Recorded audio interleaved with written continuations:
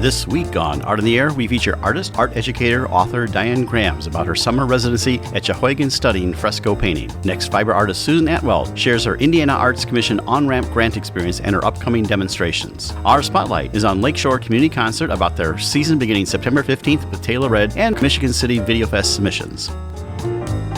Express yourself through art and show the world your heart. Express yourself through art and show the world your heart. You're in the know with Esther and Larry. Art on the air today. Stay in the know with Larry and Esther. Art on the air our way. Express yourself through art and show the world your heart. Express yourself through art and show the world your heart. Welcome. You're listening to Art on the Air on WVLP 103.1 FM and Lakeshore Public Radio 89.1 FM, our weekly program covering arts and arts events throughout Northwest Indiana and beyond. I'm Larry Breckner of New Perspectives Photography, right alongside here with Esther Golden of The Nest in Michigan City. Aloha, everyone. We're your hosts for Art on the Air. Art on the Air is supported by an Indiana Arts Commission Arts Project grant through South Shore Arts and the National Endowment for the Arts. Art on the Air streams live at WVLP.org and is rebroadcast on Monday at 5 p.m., plus is also heard on Lakeshore Public Radio 89.1 FM every Sunday at 7 p.m., also streaming live at lakeshorepublicradio.org, and is available on Lakeshore Public Radio's website as a podcast. Our spotlight interviews are also heard Wednesdays on Lakeshore Public Radio. Information about Art on the Air is available at our website, breck.com/AOTA. That's Breck, BRECH.com/AOTA. That includes a complete show archive, spotlight interviews, plus our show is available on multiple podcast platforms, including NPR One. Please like us on Facebook, Art on the Air, WVLP, for information about upcoming shows and interviews. And we'd like to welcome back to Art in the Air Spotlight the president of this great organization, of which I had an associate with it over the past, Lakeshore Community Concert, Carolyn Borchardt. Welcome to Art on the Air Spotlight. Well, thank you very much for having me. We just love to be able to be on your show and tell everybody about what Lakeshore Community Concerts is doing this year. We're going to have a thing this year. Yeah, you didn't have a season last year, so now you're all keyed up and ready to go. So tell us a little bit about that. Tell us a little briefly about from Lakeshore Community Concerts they're doing and everything this year, and then your season. You have 6 events going on. Right. Well, we've been in business since 1947. We are on our 74th year right now. Granted, we didn't get to do last year, but we have our venue at Munster High School, working with Ray Pelaz to get everything set up and figure out what the CDC rules are and how do we have to follow that. We're still offering 6 concerts for $75 for subscription, so that's really good. We have our website up and running on lakeshoreconcerts.org. We have also, if you have a family, you can add $15 for your children, and all of the children in your family can come for that $15. You can't go out to orphanages and pick up other people, but they have to be yours, you know. This year, our concerts, we try to have a variety. Our first one is Taylor Red. Taylor Red is this evening, as a matter of fact. They're identical triplets, Nicole, Natalie, and Nika. And they are country. I would call them mostly country, but they're really energetic, and we're just really excited to be able to hear them tonight, see them tonight, the whole 9 yards. Another one of our concerts this year, November 8th, is the Black Market Trust, and they're a pop vocal jazz kind of a group, a band, and they're very swing. Yes, they are very swing. You're correct. 5 world-class musicians. They've traveled the entire globe. So we're very thrilled with them. Then in January, on the 25th, we have the Thalia String Quartet. And they're not only performing for us, but they're also going to be one of our outreach programs. Our outreach person hasn't set up exactly where they're going to go, but we do schools, we do senior residences, a variety of things. And this group is talk about from everywhere. They're Canadian, Nigerian, Venezuelan, Japanese. I mean, you're talking, you got the world in your hands with this group. So we're excited about them because we know we have a lot of chamber music lovers. Yes, they're very good. Yeah. In March 21st, we have Duo Baldo, who is a musical comedy team.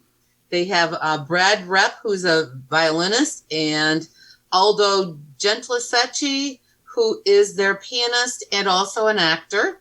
So they do humor, pop culture, a wide variety of fun stuff for them. In April, on the 4th, we have Let's Rock Broadway with a group called The Diamonds. And they are, as you, well, I can tell from their picture, they're kind of 50s influence. So they're rock and roll, you know. Lots of show tunes. Yeah, exactly. And maybe American Songbook stuff too. Yes. I bet you're right. I bet you they will have American Songbook stuff. They were so much fun when we did their audition. We just loved them.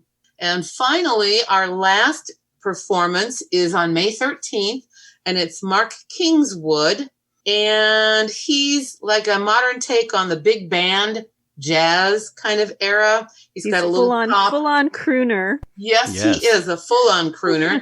And he's, as they said in the thing, he's kind of the sexy sheen of the Rat Pack. He's also going to do an outreach program for us, but we don't have our outreach program set up yet. So we're very excited about this season. It should be wonderful. We are not going to do our reciprocity this year because we just felt like our people needed to be coming first, and we didn't know how many are going to come back and how many aren't. So we thought this year we're going to lay back on that. And we're also not going to do our Bring a Friend promotion because we don't know what percentage by September the CDC is going to allow. So we figured just work with our own people and get it in place. And then maybe next year we get to go back to that. Well, Carolyn, I think it's really commendable that you kept the season price the same after this year of not having those funds. Yeah, we were really lucky because we got some good sponsor donors and we got the grant from the Indiana Arts. So that helps. So real quickly, tell us how they can get tickets and where you're performing and that information, website, and phone numbers. Okay, the website is lakeshoreconcerts.org. Contact information, Jim Rochelle is our membership person. His number is 219-789-3851, and you can find that on our website. And my number is 219-932-9795. Well, that's from Lakeshore Community Concerts, Carolyn Borchardt, president of Lakeshore Community Concert. Thank you so much for coming Art of the Air Spotlight. Thank you. Thank you so much. And this is Art of the Year Spotlight Extra. It's about the 7th annual Michigan City Video Fest, which are accepting submissions right now. Of course, this is COVID permitting, and the fest will be held the first week in November. So Esther's going to tell you a little bit about that because she's been involved with it for several years. Thank you, Larry. Yes, it's one of my favorite events, and it's happening very soon. The 7th annual Michigan City Video Fest is approaching, and submissions are being accepted now. Videos submitted should be under 10 minutes. All genres will be considered, and a priority is given to the videos either made in northern Indiana, Michiana regions, but they are accepting all videos. If you have a video you made and that's under 10 minutes, please submit to mcvideofest.com, mcvideofest.com. The deadline for submissions is October 15th of 2021, and the event will happen the first weekend in November. Yeah, that's going to be a really great event. Again, you can submit your video there on the 7th annual Michigan City Video Fest. And again, that's mcvideofest.com. The details are right there. And again, they should be under 10 minutes. So, Esther, thank you for sharing that with our Art on the Air audience. Thank you. You're listening to Art on the Air, WVLP 103.1 FM, and on Lakeshore Public Radio 89.1 FM. We'd like to welcome to Art on the Air an artist and educator. She studied fine art at Indiana University Bloomington, studied under Robert Barnes, earned her master's and PhD in cultural sociology from Loyola University, and also has been around for a long time in the Michigan City area. Especially wants to talk about doing things that she did this summer with a special residency. Welcome to Art on the Air, Diane Grams. Thank you. Aloha, welcome. Well, Diane, we always like to start out our show with a little background about our guests, kind of their personal life journey, and then also how that relates to art. So tell us about how they got from where they were to where they are, like where they grew up and everything like that, where they went. So tell us about yourself. Well, I was born in Indiana, and then we moved to Minnesota. And probably my earliest arts experiences were in the school system in Minnesota, White Bear Lake, actually. And I think unlike the kids today, I did not have an art class in elementary school. My first art classes were in junior high, but we were able to be immersed. We had a kind of what's called a modular schedule. So I did a lot of art at a very early age in junior high and high school. And we moved here to Michigan City, Indiana when I was in high school, and I was able to do my afternoons with art and photography. I did yearbook, and I made a lot of art with Pet, whose name now is Brubeck, but it was Darish then. That's many, many years ago. And I ended up going to Indiana University and really got into painting. Bob Barnes is a kind of well-known Chicago painter who recently retired from Bloomington, and I think he was in Maine for a while and in Italy. But he does, Indiana is kind of known for representational painting, kind of incorporating imagery of figures and things like that in your work. And so that's always been part of it, although I've had my stints with performance and other things while living in Chicago in the 80s and 90s. So we bought a house here in Indiana in the 90s, but kept an apartment and a studio in Chicago. And then I even taught in New Orleans for many years, and I had an apartment down there. So I'm settled here now permanently, doing art and being part of the art scene here, being involved with the Lebusnik Art Center in Michigan City, and more recently, the Chesterton Art Center. I guess I'm going to be teaching art classes there come this fall. So that's the quick story of my development as an artist. Part of the area artists? Are you one of those? I am. I joined them a couple years ago, and I'm the vice chair right now. Helping out get these shows organized. But my art career in Chicago was probably the most developed. I worked for the Chicago Artists Coalition for many years, and then I became a member of Artemisia Gallery. So I was doing a lot of shows with Artemisia, which it was a feminist gallery in Chicago, and really loved it. And I also did performance. We had a group called Battle Axe, which is surprising. It was a very feminist group, and we did performances with at as well as other places. But it was really a time when artists were very, very engaged in the public discourse, and that's how we were. And I did installation at Artemisia as well with a lot of text. I guess that's what most people know me for, is doing these large drawings with text in them. So for the art world people out there, that they might recall some of that. Yeah, we're curious about the performance aspect of what you did. So did you actually perform and how, things like that? Tell us a little more details about that. Yeah, we were writing. We did performances that were I did a book called A Prayer in No Man's Land, actually. It was actually 37 pages poem that I ended up getting an Art Matters grant for, and Art Matters is a foundation in New York. And so that was published. And then also it was featured. I did pieces that were featured in an exhibition at Artemisia. And the performances, that piece was really about growing up and some of the struggles my sister had so the performance was based on a very long poem that I wrote called A Prayer in No Man's Land. And I got an Art Matters grant for that. Art Matters is a foundation in New York. And it was a feminist work that was about what it means to grow up female. And my sister at the time was going through a divorce. And so, I had been talking with her a lot about, taking power in her own life. And that was pretty much what it was about. And I did a show at Artemisia based on that as well. And I incorporated these images from, I had been looking at Boy Scout and Girl Scout manuals for a while, and I noticed, and this is kind of old news today, but back then it was kind of new to me, that boys were really socialized very differently than girls. And so I had girls doing the things that the boys were doing in the Boy Scout manuals, like diving forward rolls and backward rolls and building things and making things. And Making fires. Yeah, building fires, camping, dressing up like Indians and running around. And the Girl Scout manuals had, really skinny little girls and showed you how to set the table and sit and knit and sew. And I was all those things when I was a kid. I did sew and I did all those things, but I was just shocked that boys at such a young age were encouraged to do such crazy and fun things. And so that's what was in my paintings, as well as I brought up in this book as well that I did. So that was in the 80s and 90s. And then we got into the 2000s.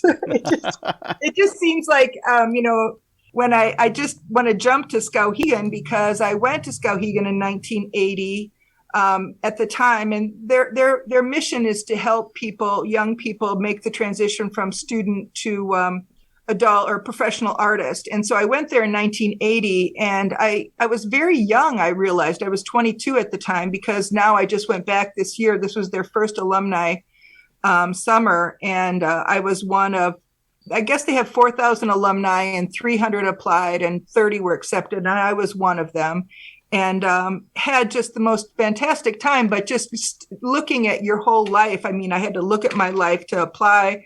And then, everybody was telling about all the things they'd done since their own residencies. And so it seems like a long time to me. So I'll skip over the 2000s to the 2020s and just go talk about this year now. Okay, so what did you do this summer? Tell us all about the exploration going there, and then how that's influenced your art practice. Well, when I was there in 1980, I learned fresco. It's called Skowhegan School of Painting and Sculpture, and fresco painting has always been part of their repertoire. And so I did do fresco painting then in 1980 with a guy named George Schneeman. And the summer is really an immersion where a lot of really well-known artists come. Howardina Pindell was there that summer, and Susan Rothenberg, and Jackie Windsor and Martin Purrier. And so you really were able to learn from people who were showing their work and really well known. But at the time we did a fresco, the guy, George Schneeman, did painted clothing. And so he suggested we make a clothesline. And so that's what we did. We did a wall on the outside of a building, which was a clothesline, and everybody did different pieces of clothing. And I did a bandana. And I really wanted to do fresco when I left, but it's so hard because you need to get this stuff called slaked lime, and you need to grind your own pigments, and the whole way art is set up today, it's just not made for it. It wasn't then anyway. And so about 5 years ago, I decided I'm going to do fresco, and I started building that part of my studio out and started collecting the materials. And I actually found a conservation place in Chicago that I could buy the lime from, the slaked lime. And this is a chemical transformation. It's not what you can get at a local hardware store. And it's 12 years aged. And so I started making frescoes here and struggling with trying to remember what I did before. And then this, their 75th anniversary is this year for Skowhegan, and they were closed for 2 years because of COVID, and they decided they were going to do this alumni summer. So I applied and I got in, and it was just amazing. And I learned so much more than I did the first time around for fresco. And people ask me, why do you want to do this? And one of the reasons is I do like the whole idea of the permanence of fresco. I mean, some of the oldest paintings in the world are cave paintings. And then we have the things on churches, and just about every ethnicity has them. And I think that's why it wasn't supported for the longest time, because people really weren't interested in, building a wall that they had for the rest of the millennium. But now they are. And so it's really interesting. But what I think brings it into this modern context is the medium itself is really kind of a surprising medium. It did force me to change how I was working. You have to think through what you're going to make, because you only have about 5 hours is the typical time to paint on this wet plaster. You have to set everything up and lay your plaster, and then you paint on it. And it sounds, I always joke that it sounds like torture by fresco, because you have to build your pieces and lay it down, and then you have to get ready to paint, and you have to paint. But What is amazing is it made me think through my process differently. And I do work from drawings now, and I transfer them onto tissue paper. And when I'm ready to paint and the surface is ready, I actually draw right on the tissue. And so there's this line kind of embossed into the surface, which is another really cool aspect to it. But the guys, it was men and women, but mostly guys that were in the fresco studio, and they did a workshop where we had to learn all this stuff and then start painting at 3:00. And I just said, there's no way I'm starting a painting at 3:00. And what was shocking was I ended up doing a lot of painting after 3:00 because you have to set your stuff up, and the fresco itself, once you lay the plaster, it has to set up, which sometimes should only take an hour, but it was so humid, it took 2 and 3 hours. But then that meant that you had like 10 hours to paint on it. And the guys were joking that it's fresco madness because you're kind of sucked into this medium, and it literally is the physicality of pigment being sucked into the plaster. And you start finding your space on the plaster using thinned out paint. And then as the time goes by, the surface is happier and happier. It wants more pigment. It won't just take a lot of pigment right away. It needs to be painted on for a while, and then it just starts absorbing the pigment. And at that point, you know what it is you want to paint and or how you want to paint it because you've been painting already on it. So it really forces this commitment, and it is actually like a performance. You have to get everything ready, and be ready to paint, and then you paint. And I did a wall there, a 4-foot by 4-foot wall, and my goal was to explore these pigments because I loved the Pompeii Villa of Mysteries. That's what my piece was based on. And this is a beautiful painting that was done, I think, in 50 BC, but then it was covered by the ash of Vesuvius. And it's so bright. And people a long time ago said that it was because of the volcano that the pigment became so bright. And in fact, Oscar, who was the studio director, said, no, you can paint that bright. And you just have to get to this point where the pigment is being sucked into the plaster. And it is true. You're putting layers on. So he said, maybe you add pigment 30 times to that over the course of your 5 to 10 hours of painting. And that's what I accomplished. I saw that I could get these super rich colors using earth pigments, which is what you have to use for fresco. You can't use cadmiums or anything. It's all natural. And the pigment is from Herculaneum in Italy. It's called Ercolano red. It's a form of Indian red. And then the other thing I wanted to do was to do a fresco over a course of several days. And you have to do these things called giornata lines, where you decide where you're going to end. And then the next time you come back, you have to lay your plaster in and then match it up. And so I did that, and it was definitely a wonderful learning experience to, stretch this out like that. And then I did a lot of very quick frescoes that were on wood panel. One beautiful circular one that is 25 pound. I also frescoes on much fun. It's just I did blue toned plaster where I pressed it into the burlap, and then a light skim coat of lime. And then I did what's called sgraffito, where you draw back into it. So it's almost like an etching. So the medium goes from being this intense, permanent structure to a building to something that could be attached to a wall from a wood frame to something as delicate as, and quick as something on burlap that you then glue down to a piece of wood. And then it becomes, it has its substrate. So Diane, how intricate or detailed can you get with the fresco? So what kind of paintings were you doing? Well, I did, my main pieces were based on the Villa of Mysteries, and they have a border on the top that is like a faux marble. So I had that. And then I had a line that looks like it's like a 3-inch wide line that looks like it's a beveled pattern, almost like a geometric, and it looks like a bevel. So it looks like a faux finish or a trompe-l'oeil kind of thing. So I had marble, trompe-l'oeil, and then I had these images of figures rolling on this platform. And in the Villa of Mysteries, it's figures on this green platform, and it's they think it's like some initiation ritual for marriage or something, but it's figures moving through the space. So that's what mine is. And it's very detailed. I mean, my figures are very three-dimensional, and you can just keep adding your your detailed lines to it. And I basically always quit before the painting was done, would stop. I mean, I could have worked for 3 or 4 more hours. The painting was still, the surface was still accepting the paint. So what kind of bleed is there with the plaster as far as getting detail? I mean, is there a certain point where because I was just wondering about the bleed, I guess.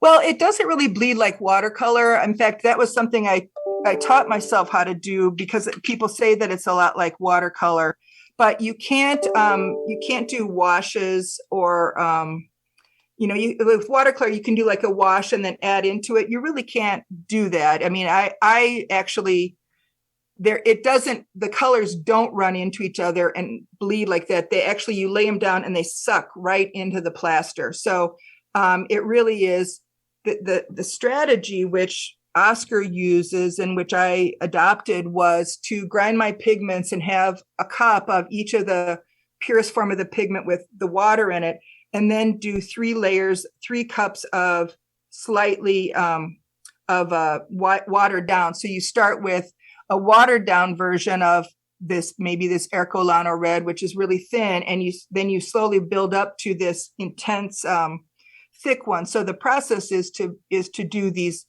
thin colors and then build it up, but everything's being sucked down and it's not moving like it does on top of a piece of watercolor paper. It doesn't move at all, as a matter of fact.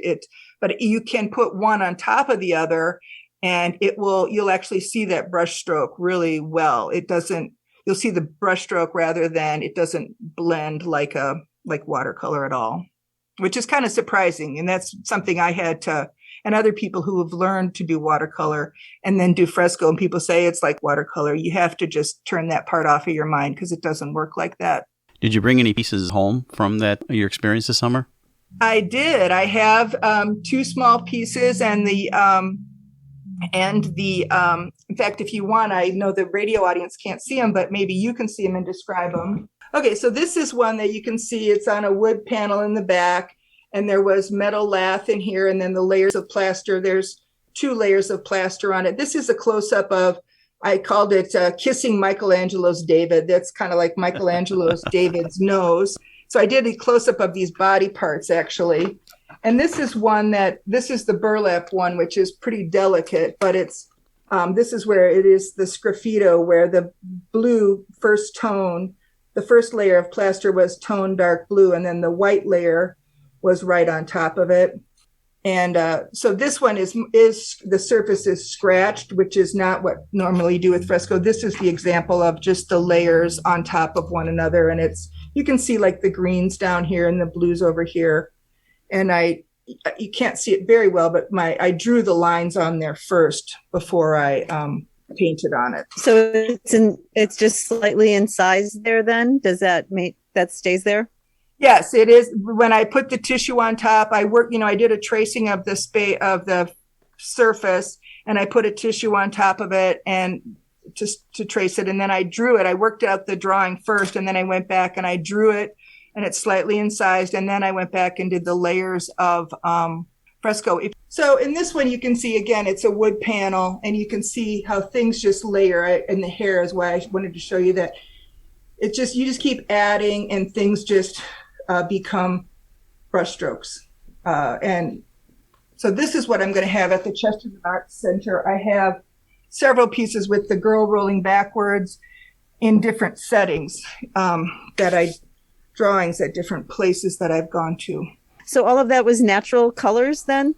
Yes, they're natural earth colors. Yes. Very beautiful. Yeah, you can't use cadmiums at all, which makes you think, oh, it's going to be pretty bland. And this is actually a lot. I actually showed this in a talk there right after I showed a Giotto, and I didn't realize it, but it's all the color scheme of Giotto, and he does those landscapes behind figures in action.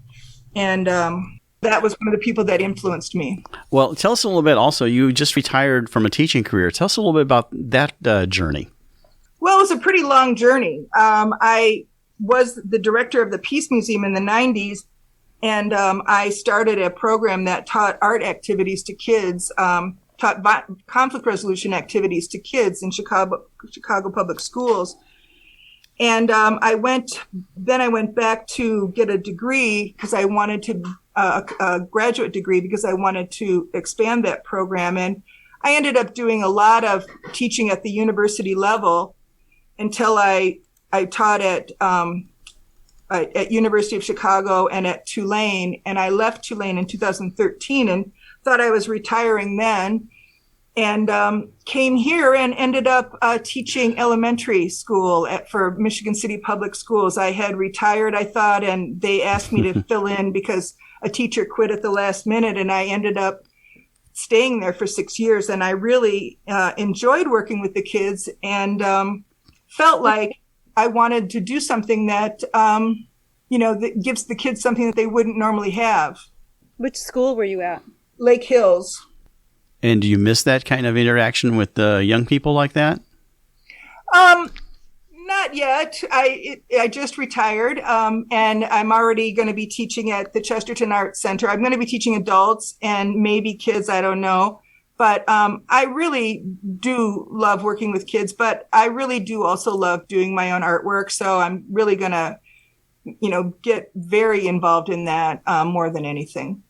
And your pieces will be on exhibit, and that's going to be in September. They're September. Okay. Yeah, and the opening is actually 9/11, just September 11th, Saturday from 2 to 4. Okay, but it will be all through the month of September then. Right. Well, tell us how people can see your things online, Diane. Where websites, social media, other ways to get a hold of you. Yes, I have a website. It's Diane Grams Art, and if you just search that, you'll find it. It's on WordPress.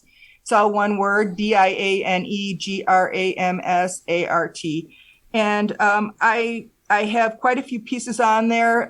Some of the Skowhegan frescoes. There's different tabs for recent. I had a show last year at Lebusnik, and there's pieces there for that. But I'm going to be spending a lot more time updating that as well.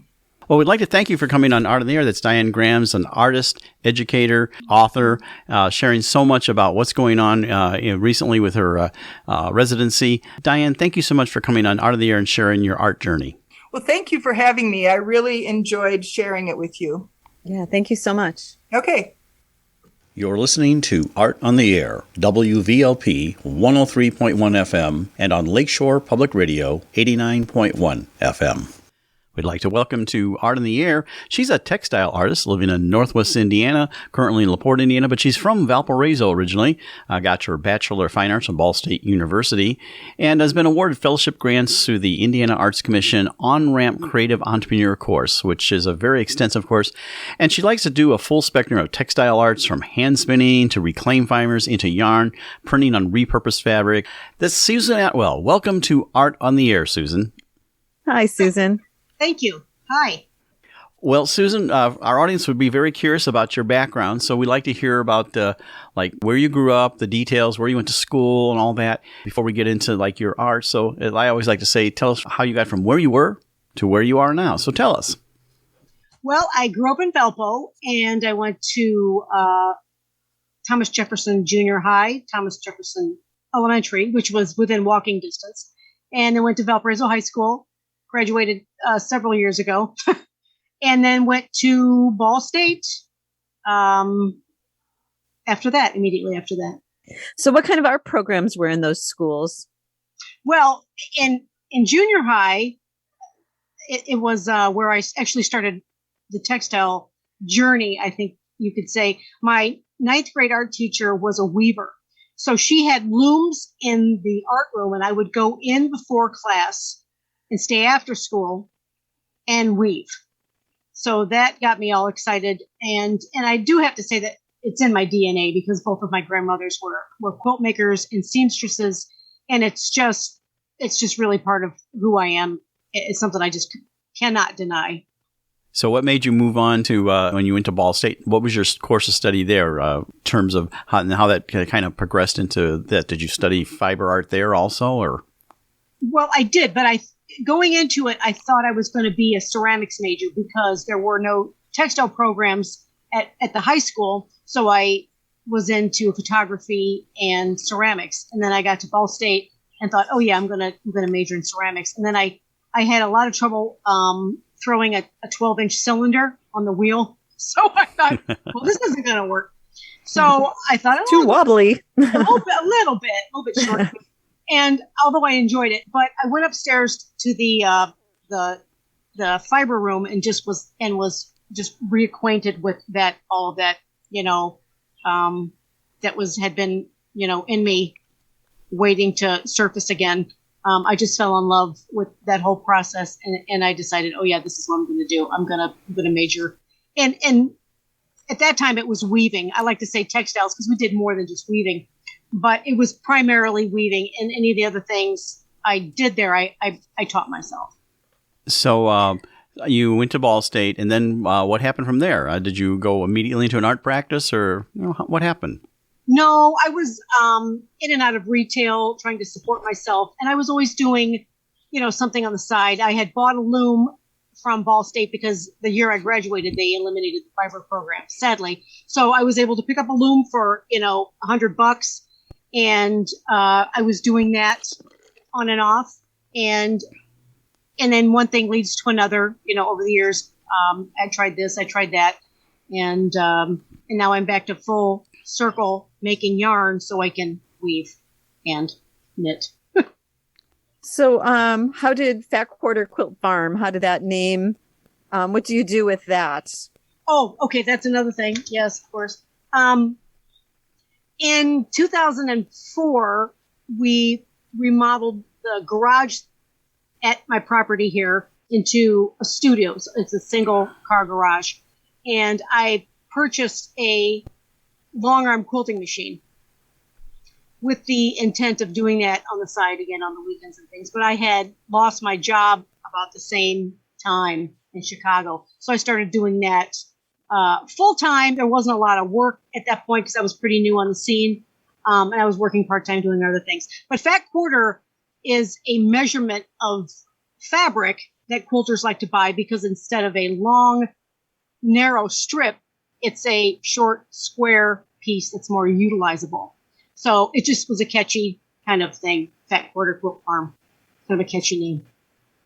So that's mostly where you do your quilting out of that, or are there is that sort of the name of your business as well? And yes, I don't really have an official business anymore. I did it for several years and ended up going back to work full time. But I still do it periodically, mostly in the wintertime. I have like a handful of clients that I really jive with, and I'm not looking for new business. But so I still do it here in the wintertime. Right now it is filed with yarns and fibers and things for my upcoming program. But it's a thing I'll probably do till I die. So Susan, can you explain to everybody what the long arm like freestyle quilting is? Sure. Instead of pushing fabric through a machine, this machine is turned perpendicular and it has handles and it's on an XY axis, and you drive it over the quilt sandwich. So my machine is a 14-foot frame, and I can do king size quilts on it. And what I have always done is done custom freehand, and that means it's hand guided. So there aren't any computer attachments. There aren't any preconceived drawings, although you could use those, but I've never done that. I've always let the quilt top and its piecing dictate what I do as far as the custom quilting. So it's always comes from my head into my hands. What brand of sewing machine do you use? It's an APQS Millennium, and it was new in 2004. And as you can imagine, it's already outdated.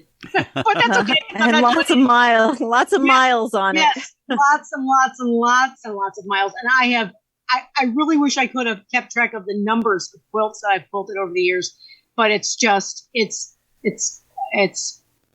I can't even imagine. It may even be into the thousands, to be perfectly honest. I don't know for sure. It's been a lot.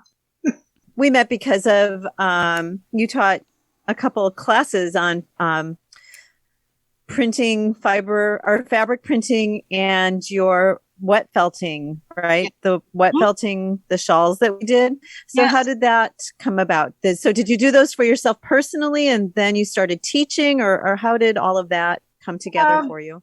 Well, a friend of ours, a friend of mine, I say ours, my friend Brenda and I, we got reacquainted with a friend from grade school, and she had taken a class with this master felter, and I think she may have been from Russia or something. I'm not exactly sure, but she took a class and they felted a garment. It was a dress. And she says, I'm going to teach you guys how to do this. And we were like, you've got to be kidding, a dress? She's like, yeah.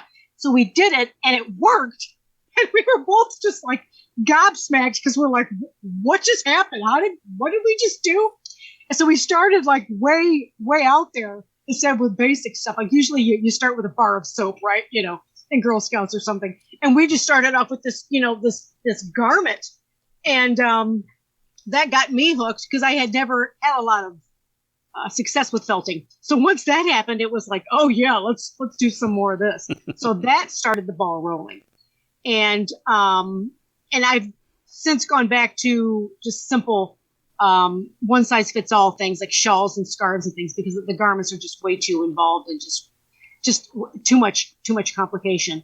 But so that's what started that whole ball rolling.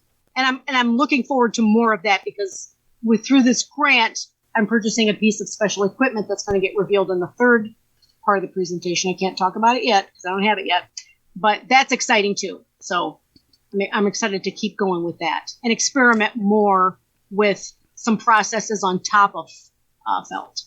So we'll see. Yeah, the class was wonderful because it does allow, even though you're using the same technique, the individuality is so unique and everybody's is wildly different from each other. It was a lot of fun. Yes, I really insist on that. I love to teach technique, and I always insist that everyone explore their own voice. You know, there is no right or wrong. Just really enjoy the process and have fun. You have a thing coming up, and you, first of all, I'd like to talk about the Indiana Arts Commission On-Ramp Fellowship Program, and just tell us the whole process of that, how you applied, and then what benefits it has. But, you know, tell us about how that happened for you. Well, it was so long ago because we lost a year due to COVID, but there was and I think, Larry, you were there. There was an intro meeting at Chesterton Art Center about the program, and we had like a little bit of an orientation or just a kind of an introduction. This is what's going on. And then you could go online and apply. And the application process was pretty intense as far as just, you know, that's not my strong suit. Doing things with words and writing it and making it sound like an adult is talking is tough for me. But I could talk about it all day, but writing it down was tough. But anyway, so you apply, and they chose, I believe, 40 artists from across Indiana. It was an Indiana resident only thing. And then I think I applied. It was the second time I applied that I actually got accepted. Yes, it was the second time. And the following year. And then we got our notifications, and then COVID hit, and they decided to postpone it for another year. So we were all excited about, oh yay, we got in, and then we're not doing it. So I kind of forgot about it for a year. And then I announced it again. And I remember my mom saying, what is this thing you're doing? I'm like, oh yeah, I forgot. It's been so long, you know, of course, you know, COVID and the pandemic, everybody's in a different mindset. But when they finally decided to do it, we finally got to go. It was very exciting. And because of COVID, we each got our own hotel room, which was different than previous years because I think people shared. I'm pretty sure they did. And they had all the safety and health things in place, and as far as, you know, sterilizing the tables and all of that. And we had a really big room and plenty of space for everyone, and everyone wore masks so everyone could feel safe. And they also gave us the option of opting out because of, you know, the COVID situation if we were still uncomfortable, and they would put you in the next class, so to speak. So it was an extended process, but definitely something it was the highlight of my year for sure. It was just it was amazing to get together with so many other artists from across the state and just to meet people, you know, from different geographical areas, and different disciplines, dancers and musicians, filmmakers. And I've got a friend that's going to be making one-of-a-kind shoes. And it was really, really awesome. Really so, awesome. Susan, the workshop you have at the weaving studio, is that part of the culmination of the on-ramp? Was that? Yes, it is. It's the what I am calling the public engagement section of it, because I'm using the grant funds to purchase this piece of equipment. I needed a way to involve the community in my whole process. So I thought the best way to do this would be to put on a program explaining, what I know and what I've been immersed in the last 5 years is working at a fiber mill, and we do take raw fiber and turn it into yarn or roving. So that was something I could definitely speak to. And I had a lot of examples. I have a lot of materials and a lot of tools and things to show and tell. So you went down to the IAC. What exactly was that process? I mean, what did you do in the course of learning how to do your on-ramp?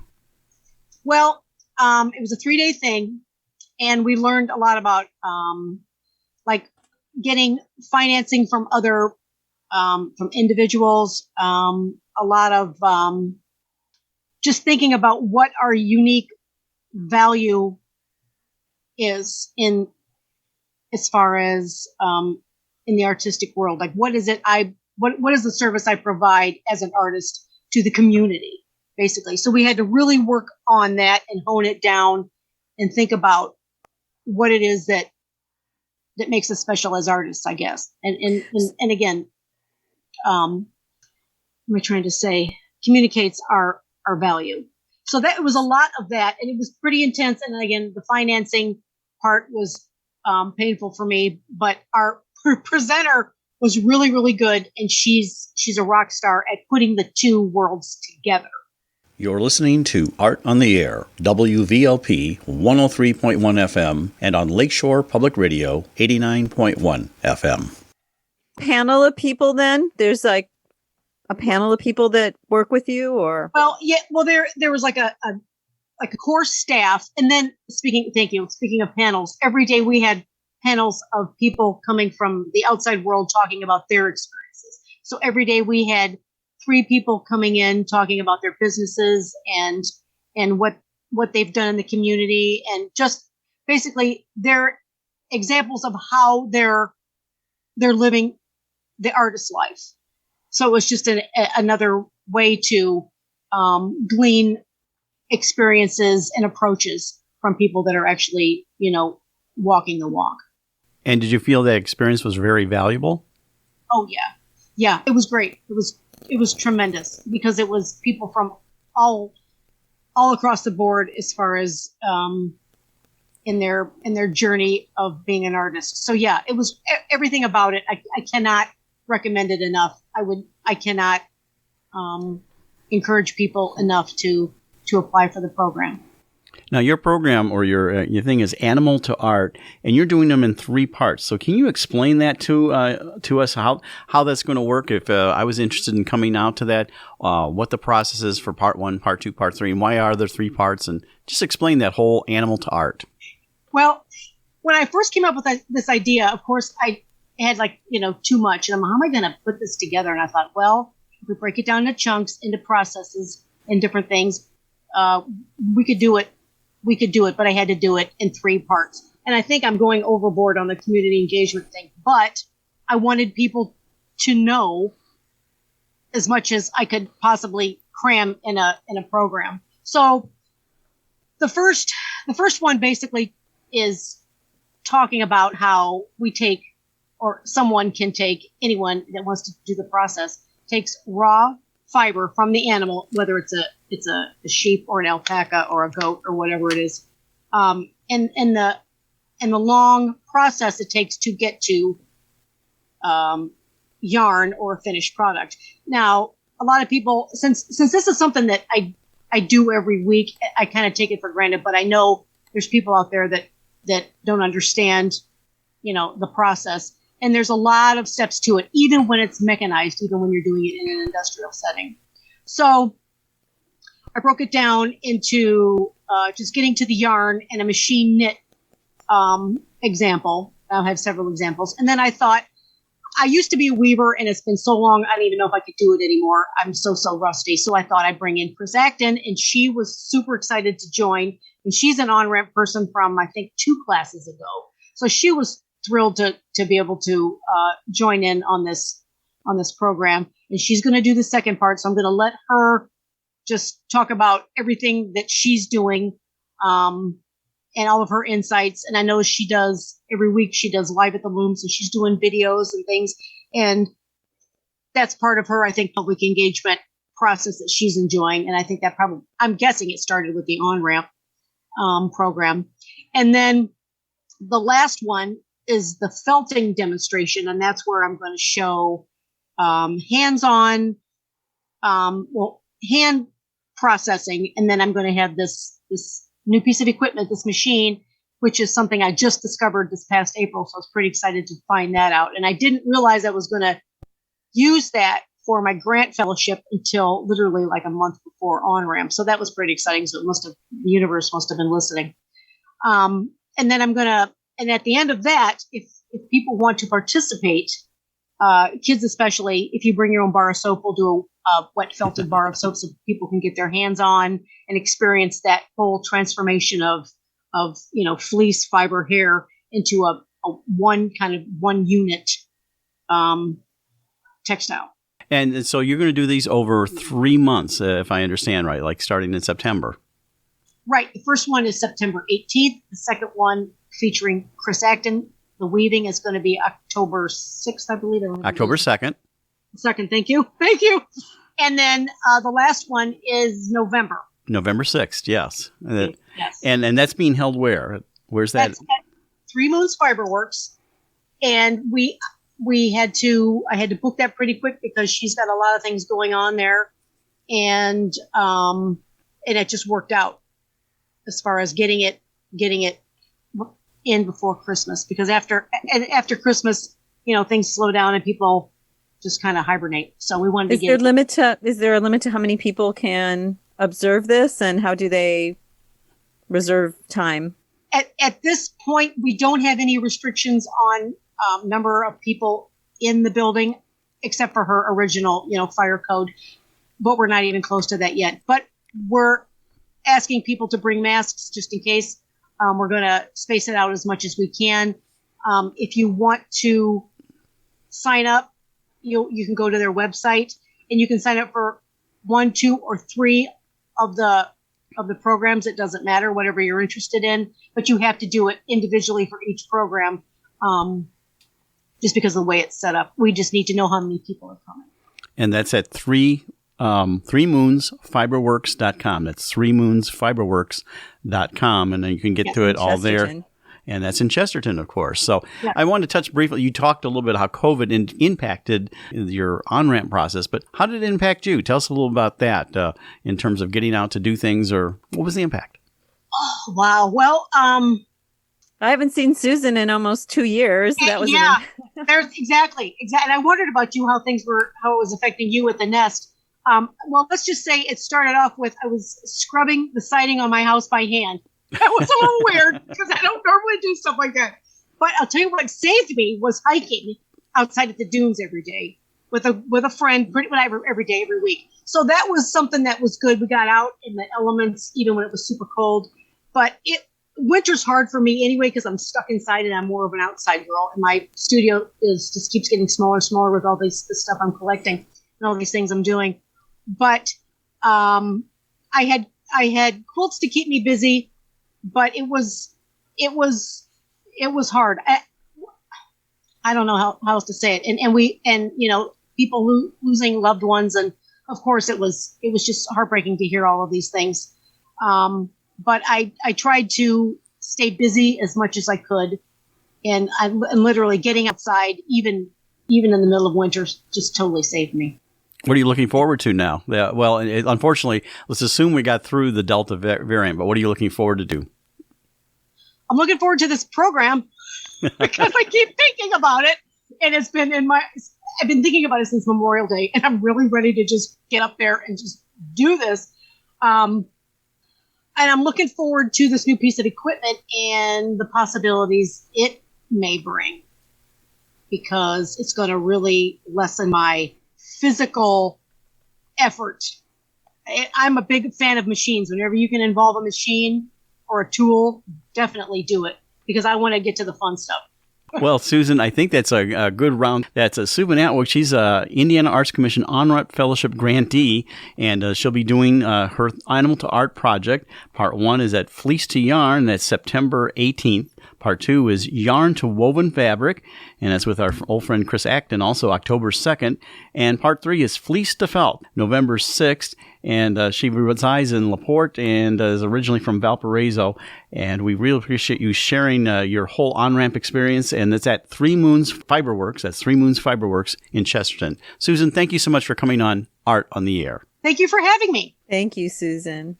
You've been listening to Art on the Air, and we'd like to thank our guests this week on WVLP 103.1 FM and Lakeshore Public Radio 89.1 FM, our weekly program covering arts and arts events throughout Northwest Indiana and beyond. Art on the Air is heard every Friday at 11 a.m. and rebroadcast Monday at 5 p.m. on WVLP.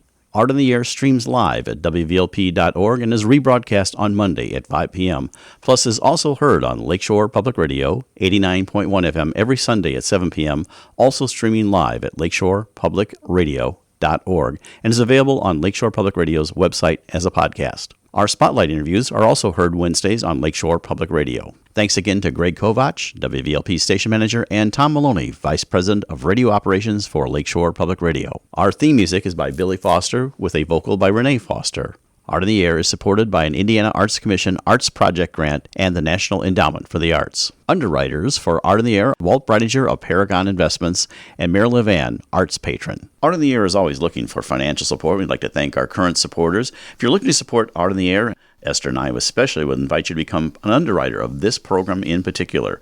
We have information on our website at breck.com/AOTA. You can find out support information there. So don't just be an Art on the Air listener. Become a supporter or underwriter in whatever amount you're able to do so we continue to bring you great content and this great local programming. And like I say every week, don't give till it hurts. Give till it feels good. And you'll feel so good about supporting Art on the Air. Information about Art on the Air is available at our website, breck.com/AOTA. That's Breck, BRECH.com/AOTA. That includes a complete show archive, spotlight interviews, plus our show is available on multiple podcast platforms, including NPR One. Please like us on Facebook, Art on the Air, WVLP, for information about upcoming shows and interviews. If you're interested in being a guest or sending us information about your arts-related event or exhibit, please email us at aota@breck.com. That's aota@breck, BRECH.com, or contact us through our Facebook page. Your hosts were Larry Breckner and Esther Golden, and we invite you back next week for another episode of Art on the Air. Aloha, everyone. Have a splendid week. Express yourself through art and show the world your heart. Express yourself through art and show the world your heart. You're in the know with Esther and Larry. Art on the Air today. Stay in the know with Larry and Esther. Art on the Air our way. Express yourself through art and show the world your heart. Express yourself through art and show the world your heart.